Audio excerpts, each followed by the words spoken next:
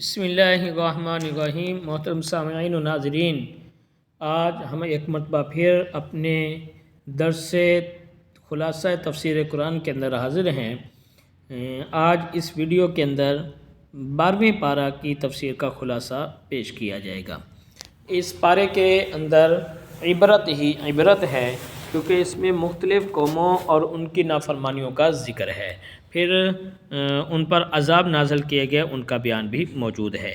نبی کریم صلی اللہ علیہ وسلم آپ کے حدیث پاک ہے، آپ نے فرمایا کہ مجھے سورہ ہود، سورہ واقعہ، سورہ مرسلات، سورہ عما یتساءلون اور سورۃ اذا الشمس کورت نے بوڑھا کر دیا۔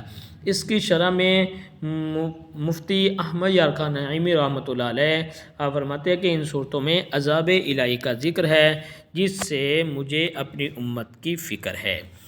سورہ ہود کی ابتدا 11ویں پارے کے آخر سے ہوتی ہے۔ اس کا مرکزی مضمون رسالت پر مشتمل ہے۔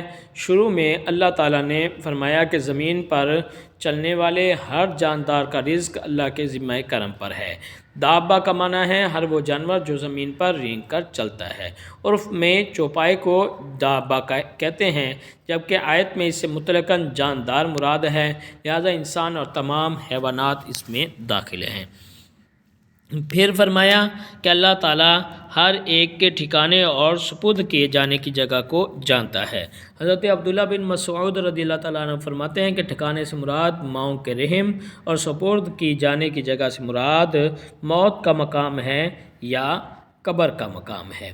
اس آیت میں جو جانداروں اور ان کے رزق، ان کے ٹھہرنے اور سپرد کیے جانے کا ذکر ہوا، یہ سب بیان والی کتاب یعنی لوح محفوظ میں موجود ہے۔ پھر انسان کی خود غرضی کو بیان فرمایا گیا کہ اگر ہم انسان کو اپنی کسی رحمت کا مزہ چکھائیں اور صحت، امن، وسعت رزق، دولت عطا کریں، پھر یہ سب اس سے چھین لیں اور اسے مصائب میں مبتلا کر دیں، تو بے شک وہ دوبارہ اس نعمت کے پانے سے مایوس ہو جاتا ہے اور اللہ تبارک و تعالیٰ کے فضل سے اپنی امید ختم کر لیتا ہے اور صبر و رضا پر ثابت قدم نہیں رہتا اور گزشتہ نعمت کی ناشکری کرتا ہے۔ اسی طرح اگر مصیبت کے بعد کوئی نعمت ملے تو انسان تکبر میں آ جاتا ہے۔ البتہ جو شخص ہر حال میں صبر اور شکر کرنے والا اور نیک اعمال بجا لانے والا ہوتا ہے، اس کے لیے بخشش اور بڑا اجر ہے۔ یہاں ایک بار پھر قرآن مجید کے کلام الہی ہونے کا انکار کرنے والوں کو چیلنج دیا گیا کہ اپنے تمام حامیوں کو بلا کر اس جیسی کوئی 10 صورتیں بنا لاؤ، مگر ظاہر ہے کہ وہ کہاں لا سکتے ہیں، اور قرآن مجید جیسی صورتیں بنانے سے ان کا عاجز ہو جانا اس بات کی دلیل ہے کہ یہ قرآن اللہ تعالیٰ کا نازل کردہ ہے، اور 10 صورتیں تو کیا، وہ ایک صورت بلکہ ایک آیت بھی بنا کر نہیں لا سکے۔ پھر ان قوموں کا تذکرہ کیا گیا جو اپنی نافرمانی کی وجہ سے اللہ تعالیٰ کے عذاب میں گرفتار ہوئیں۔ حضرت نوح علیہ السلام نے قوم کو توحید اور رسالت کی بات سمجھائی اور نہ ماننے کی صورت میں دردناک عذاب کی وعید سنائی۔ حضرت نوح علیہ السلام کو جب یقین ہو گیا کہ میری قوم کے صاحب ایمان لوگوں میں اب مزید کوئی اضافہ نہیں ہوگا، تو حضرت نوح علیہ السلام نے اللہ تعالیٰ سے دعا مانگی، اے پروردگار میری مدد فرما۔ اللہ تبارک و تعالیٰ نے دعا کو قبول فرما کر حکم ارشاد فرمایا کہ آپ بہت بڑی کشتی تیار کریں، جب تیار ہو جائے تو اس میں ایمان والوں کو بھی سوار ہونے کا حکم دیں۔ جب حضرت نوح علیہ السلام کشتی بنا چکے تو اللہ تعالیٰ نے آسمان سے پانی کو نازل کر دیا اور زمین کو بھی پانی ابلنے کا حکم دے دیا۔ آسمان اور زمین سے آنے والے پانی نے کفار کو نیست و نابود کر دیا، یہاں تک کہ جو حضرت نوح علیہ السلام کا کافر اور نافرمان بیٹا طوفان میں غرق ہو گیا، وہ اس کو بلایا اور اسے جو ہے آپ نے کہا کہ میرے ساتھ کشتی میں سوار ہو جا۔ اس نے کہا کہ میں پہاڑ پناہ لوں گا، تو آپ نے اسے یہ بھی فرمایا کہ آج کے دن اللہ کے عذاب سے کوئی بھی نہیں بچ سکتا۔ پھر آپ نے اللہ تبارک و تعالیٰ سے دعا کی کہ اے اللہ، آپ نے تو مجھ سے وعدہ کیا ہے کہ تجھے اور تیرے اہل خانہ کو بچا لوں گا، نجات دوں گا، تو یہ میرا بیٹا میرے اہل سے ہے۔ تو اللہ تبارک و تعالیٰ نے فرمایا یہ تیرے اہل سے نہیں ہے، کیونکہ اس کے عمل غیر صالح ہیں، اور اس وجہ سے جب اس نے کفر کر لیا تو اب اللہ کے نبی سے نسب ٹوٹ چکا ہے، لہذا وہ بھی نہ بچا۔ تو سارے لوگ اس میں ایمان والے شامل ہو گئے سواری میں، اس میں کشتی میں، اور یہاں تک کہ جانوروں میں سے بھی ہر ایک جنس کا ایک ایک جوڑا اس کشتی کے اندر سوار کر لیا گیا، اور وہ جانور جن کے آپس میں فطری طور پر ایک دوسرے کے ساتھ چیر پہاڑ کرنا اور اس طرح کا معاملہ جاری رہتا ہے، وہ بھی اللہ تبارک و تعالیٰ نے ان کو آپس میں اس دوران محبت سے رہنے کا جو ہے حکم ارشاد فرما دیا۔ اب وہ کشتی کے اندر بکری اور شیر اکٹھے ہی وہاں موجود تھے، ایک دوسرے کو کوئی ضرر نہیں پہنچایا۔ پھر یہ زمین جو ہے اپنا پانی نگل گئی اور آسمان تھم گیا، چنانچہ پانی خشک ہو گیا تو کشتی کو جودی پہاڑ پر ٹھہرا دیا گیا۔ پھر اللہ تعالیٰ نے قوم عاد کا ذکر کیا، جو خود کو اپنے دور کی طاقتور ترین قوم تصور کرتی تھی۔ ان کے پاس جسمانی طاقت میں بہت زیادہ جو ہے جسم موجود تھا، بڑے لمبے اور مضبوط لوگ تھے یہ۔ ان کا دعویٰ تھا کہ دنیا میں ہم سے زیادہ طاقتور کوئی نہیں ہو سکتا۔ حضرت ہود علیہ السلام نے ان کو توحید کی دعوت دی اور انہیں اللہ تبارک و تعالیٰ کی طرف بلایا، لیکن انہوں نے حضرت ہود علیہ السلام کی بات نہیں سنی۔ حضرت ہود علیہ السلام نے ارشاد فرمایا کہ اے عاد، تم کو اپنی طاقت پر تکبر ہے، اگر تم اپنے پروردگار سے بخشش طلب کرو، مغفرت طلب کرو، اپنے گناہوں کی معافی مانگو تو اللہ تعالیٰ تم پر آسمان سے بارش نازل فرمائے گا اور تمہاری قوت میں اضافہ فرما دے گا۔ لیکن قوم عاد کے لوگ طاقت کے نشے میں بالکل بدمست تھے، چنانچہ اللہ تعالیٰ نے ایسی طاقتور طوفانی ہوا ان پر مسلط کی جس نے قوم عاد کو اکھاڑ کر پھینک دیا، اور اپنی طاقت پر ناز کرنے والے زمین پر یوں پڑے تھے جیسے کٹے ہوئے درخت کے ٹکڑے ہوتے ہیں۔ پھر اللہ تعالیٰ نے قوم سمود کا ذکر کیا۔ قوم سمود کے لوگ بھی اللہ تبارک و تعالیٰ کی توحید کو بھلا بیٹھے۔ حضرت صالح علیہ السلام نے ان کو توحید کا درس دیا، لیکن وہ اس درس کو قبول کرنے پر آمادہ نہ ہوئے۔ انہوں نے حضرت صالح علیہ السلام سے اس بات کا تقاضا کیا کہ ان کو کوئی نشانی دکھائی جائے۔ حضرت صالح علیہ السلام نے اللہ تعالیٰ سے دعا مانگی تو بستی کی ایک بڑی پہاڑی پھٹی جس سے اونٹنی نکلی، اور اونٹنی نے باہر نکلتے ہی بچہ جنم دیا، مگر بستی کے لوگوں نے اتنے بڑے معجزے کو دیکھ کر بھی ایمان لانے کے بجائے اونٹنی کے ساتھ ظلم کیا اور اس کی ٹانگیں کاٹ ڈالیں۔ اس پر اللہ تعالیٰ کا عذاب نازل ہوا اور ان پر ایک چنگار کو مسلط کر دیا گیا۔ ایک فرشتے نے چیخ ماری اور اس کی وجہ سے بستی کے لوگوں کے دماغ پھٹ گئے۔ اس صورت کی آیت نمبر 69 میں حضرت ابراہیم اور حضرت لوط علیہ السلام کا تذکرہ ہے کہ سادہ روح نوجوانوں کی حسین شکلوں میں فرشتے حضرت ابراہیم علیہ السلام کے پاس آئے۔ حضرت اسحاق اور حضرت یعقوب کی پیدائش کی خوشخبری دی انہیں۔ فرشتوں نے سلام کیا تو حضرت ابراہیم علیہ السلام نے بھی جواب میں فرشتوں کو سلام کیا۔ پھر تھوڑی دیر میں حضرت ابراہیم علیہ السلام ایک بھنا ہوا بچھڑا لے کر آئے۔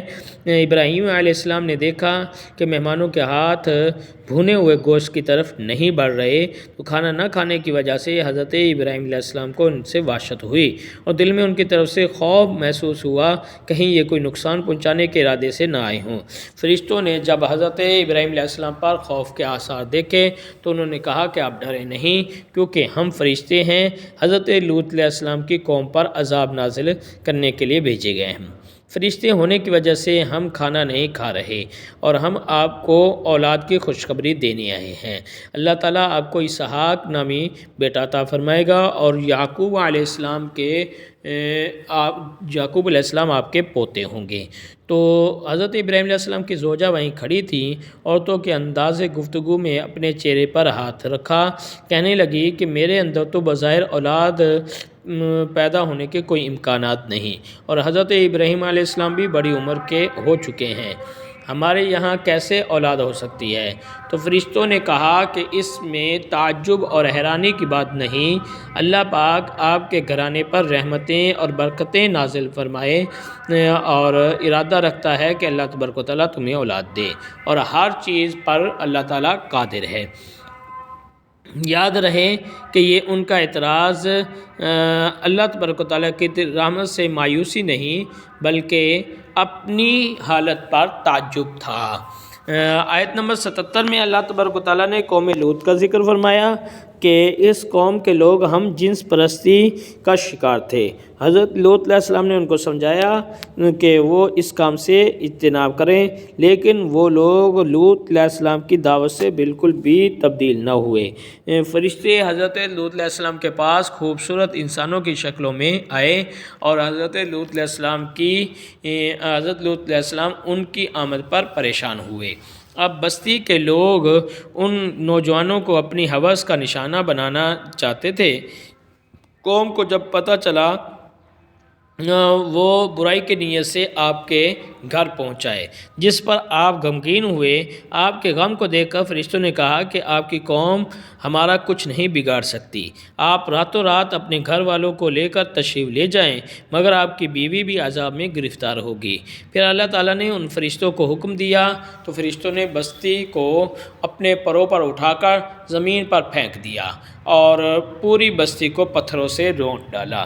آیت نمبر 84 میں اللہ تبارک و تعالیٰ نے قوم مدین کا ذکر فرمایا، جو شرک کے گناہ کے ساتھ ساتھ ناجائز منافع خوری کا شکار تھی۔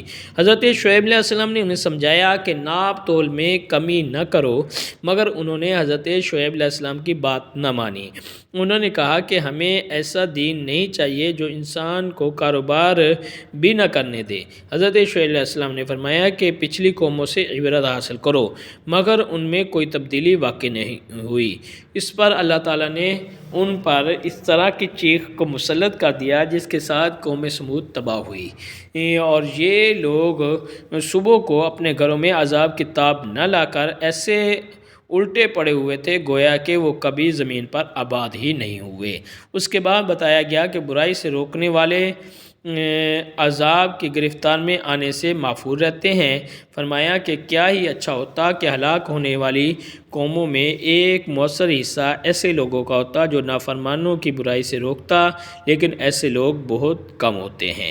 آخری آیات میں یاد دہانی کروائی گئی کہ اللہ تعالیٰ نے سابقہ رسولوں کے واقعات اس لیے بیان فرمائے کہ اس سے نبی کریم صلی اللہ علیہ وسلم کو تسلی ہو اور اہل ایمان کے لیے نصیحت ہو جائے اور کافروں کے لیے چیلنج کہ وہ ہمارے رسول کے خلاف جو کر سکتے ہیں کر گزرے، ان کا انجام بھی وہی ہوگا جیسا سابقہ رسولوں کے مخالفین کا ہوا تھا، بلکہ اس سے بھی بدتر ہو سکتا ہے۔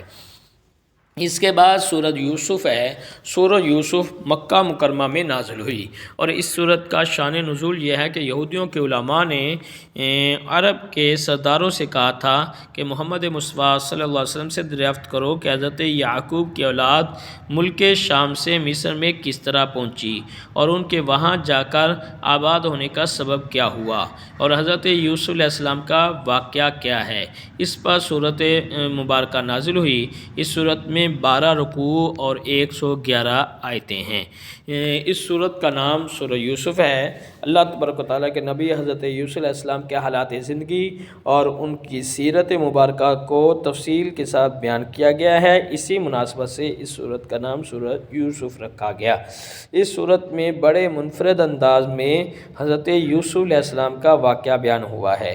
باقی نبیوں کے واقعات مختلف آیات میں مختلف صورتوں اور پاروں میں موجود ہیں، لیکن حضرت یوسف علیہ السلام کا واقعہ مکمل طور پر اسی صورت میں بیان کیا گیا ہے۔ قرآن کریم نے اس قصے کو احسن القصص قرار دیا ہے، یعنی واقعات میں بہترین سچا واقعہ۔ اس میں جتنی عبرت اور نصیحت پائی جاتی ہے وہ کسی دوسرے قصے میں نہیں پائی جاتی۔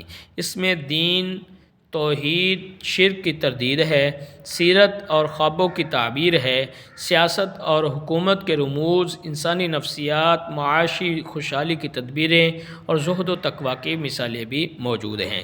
سورت کے شروع میں قرآن مجید کی حقانیت کا بیان ہے، پھر حضرت یوسف علیہ السلام کے خواب کا ذکر ہے۔ مفسرین نے یہ واقعہ یوں بیان کیا کہ حضرت یوسف علیہ السلام نے خواب دیکھا کہ آسمان سے 11 ستارے اترے اور ان کے ساتھ سورج اور چاند بھی ہیں، ان سب نے آپ کو سجدہ کیا۔ حضرت یوسف علیہ السلام نے یہ واقعہ جمعہ کی رات کو دیکھا اور یہ رات شب قدر تھی۔ حضرت قتادہ فرماتے ہیں کہ خواب میں دیکھے گئے ستاروں کی تعبیر آپ علیہ السلام کے 11 بھائی ہیں اور سورج آپ کے والد اور چاند آپ کی والدہ ہیں۔ آپ کی والدہ ماجدہ کا نام راحیل ہے اور مفسر صدی کا قول ہے چونکہ راحیل کا انتقال ہو چکا تھا اس لیے چاند سے آپ کی خالہ مراد ہیں۔ سجدہ کرنے سے مراد حقیقتاً سجدہ مراد ہے، کیونکہ اس زمانہ میں اسلام کی طرح سجدہ تحیت یعنی تعظیم کا سجدہ بھی جائز تھا۔ یہ حضرت یعقوب علیہ السلام حضرت یوسف علیہ السلام سے بہت محبت کرتے تھے، اس لیے حضرت یوسف علیہ السلام کے بھائی ان سے حسد کرتے تھے اور حضرت یعقوب علیہ السلام یہ بات جانتے تھے، اسی وجہ سے آپ علیہ السلام نے حضرت یوسف علیہ السلام کو یہ قصہ ان کو بتانے سے منع فرمایا۔ آخر کار حسد کی بنا پر بھائیوں نے حضرت یوسف علیہ السلام کے قتل کا ارادہ کیا اور اپنے والد کو راضی کر کے انہیں جنگل میں لے گئے۔ انہیں کنویں میں پھینک کر کپڑوں کو کسی جانور کے خون سے آلودہ کر کے والد کو واپس آ کر بتایا کہ ہم جنگل میں کھیلتے رہے اور بھائی کو بھیڑیا کھا گیا۔ حضرت یعقوب علیہ السلام ان کی سازش کو سمجھ گئے اور حضرت یوسف علیہ السلام کے فراق میں پریشان رہنے لگے اور آنسو بہاتے رہے۔ ایک تجارتی قافلہ نے حضرت یوسف علیہ السلام کو کنویں سے نکال کر مصر کے بازار میں فروخت کر دیا۔ آپ علیہ السلام کی خوبصورتی کے چرچے وہاں ہونے لگے، بادشاہ نے انہیں خرید کر اپنا منہ بولا بیٹا قرار دیا اور اسی طرح حضرت یوسف علیہ السلام کنویں سے نکل کر شاہی محل میں رہنے لگے۔ شاہ مصر کی بیوی حضرت یوسف علیہ السلام پر فریفتہ ہو گئی اور دعوت گناہ دینے لگی۔ حضرت یوسف علیہ السلام نے اپنی پاک دامنی کی حفاظت کی اور آپ علیہ السلام نے اس کو اس کام سے منع کیا۔ شاہ مصر کو معلوم ہوا تو اس عورت نے حضرت یوسف علیہ السلام پر الزام لگا دیا۔ حضرت یوسف علیہ السلام کی طرف سے ابتدا تھی، یہ کہہ کر اس نے آپ پر سارا معاملہ ڈال دیا اور جس وقت آپ کو اس نے دعوت دی تھی اپنے کمرے میں تو اس وقت آپ پیچھے کو بھاگے اور دروازے جو کہ 7 دروازے بند تھے، جیسے ہی آپ بھاگے تو آپ کے سامنے دروازے کھلتے گئے اور آپ کو اپنے والد گرامی کی شکل بھی اللہ تعالیٰ نے دکھائی تاکہ آپ ان کی زیارت کر کے آپ گناہ سے دور رہے۔ اور آپ جیسے ہی پلٹے دروازے کی طرف تو اس عورت نے آپ کو پیچھے سے پکڑا تو آپ کا قمیص جو ہے پیچھے سے پھٹ گیا۔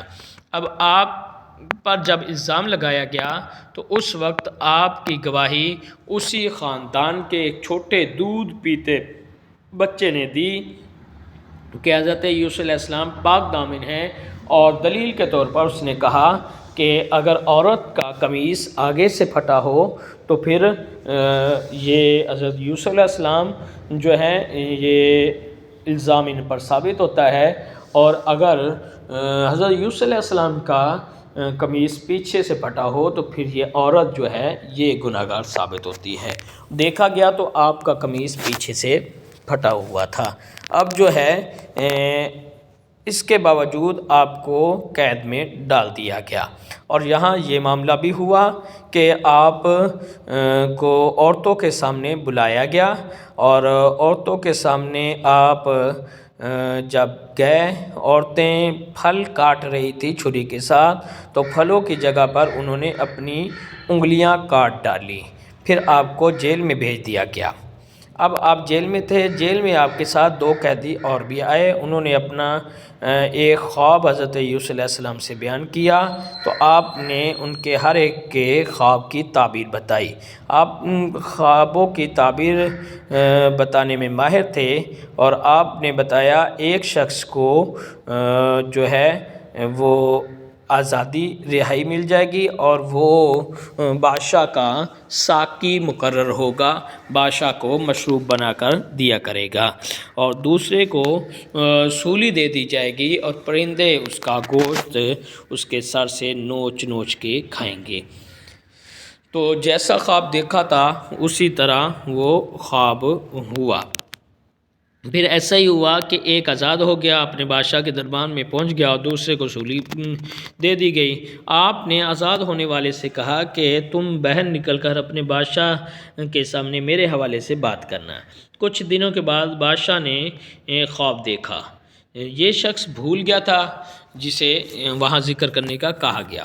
اب بادشاہ نے جب خواب دیکھا کہ 7 تندرست گائیاں، 7 دبلی گائیاں ہیں، اب 7 سرسبز بالیاں ہیں، 7 خشک بالیاں ہیں، بادشاہ نے اپنے درباریوں سے خواب کی تعبیر پوچھی لیکن وہ بتا نہیں سکے۔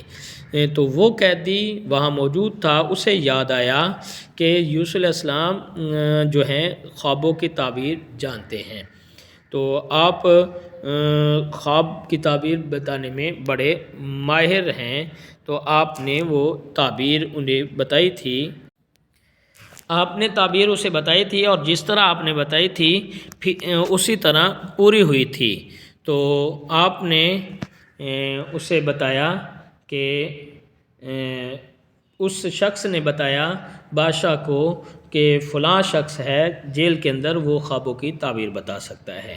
آپ کو اس نے ایک قاصد بھیجا جیل کے اندر، تو آپ نے اس بادشاہ کے خواب کی تعبیر بتا دی۔ آپ نے فرمایا کہ 7 سال خوشحالی کے ہوں گے، پھر 7 سال قحط سالی ہوگی، تمہیں چاہیے کہ خوشحالی کے 7 سالوں میں اناج کو خوشوں میں رکھنا تاکہ خشک سالی میں تمہارے کام آئے۔ خواب کی صحیح تعبیر بتانے کی وجہ سے آپ بادشاہ کی نظروں میں آ گئے۔ بادشاہ نے آپ کی رہائی کا فیصلہ کر دیا، مگر آپ نے کہا کہ میرے معاملے میں تحقیقات کی جائیں۔ مجھے غلط طریقے سے جیل میں ڈالا گیا تو تحقیقات کروائیں گئیں، جس پر انہیں بے گناہ قرار دیا گیا۔ آپ نے ارشاد فرمایا کہ میری پاک دامنی براہ راست اعلان کیا جائے۔ پھر آپ کو وہاں سے نکالا گیا، آپ بادشاہ کے دربار میں تشریف لائے۔ باقی حصہ اگلے پارے میں بیان کیا جائے گا۔ چند باتیں عرض کر دوں کہ ان آیات میں ذکر کیے گئے واقعے سے متعلق بحث کرنے سے بچنا ہر مسلمان کے لیے ضروری ہے، کیونکہ معاملہ اللہ کے پیارے نبی کی عصمت کا ہے، اور بحث کرنا کہیں ایمان کی بربادی کا سبب نہ ہو۔ دوسرا یہ کہ حضرت یوسف علیہ السلام کے بھائی تائب ہو چکے تھے، اور یعقوب علیہ السلام نے ان کے لیے دعائے مغفرت بھی کر دی، لہذا حضرت یوسف علیہ السلام کے بھائیوں کے حوالے سے کوئی زبان درازی کرنے کی اجازت نہیں۔ تیسرا یہ کہ حضرت یوسف علیہ السلام پاک دامن تھے، آپ کی طرف سے کوئی بھی ایسی پیش قدمی نہیں ہوئی تھی، بلکہ اس عورت کی طرف سے یہ معاملہ کیا گیا تھا، اور پھر وہ بھی تائب ہو گئی، پھر آپ کا اس خاتون سے نکاح بھی ہوا اور اولاد بھی ہوئی، لہذا اس کے بارے میں بھی خاموشی ہی بہتر ہے۔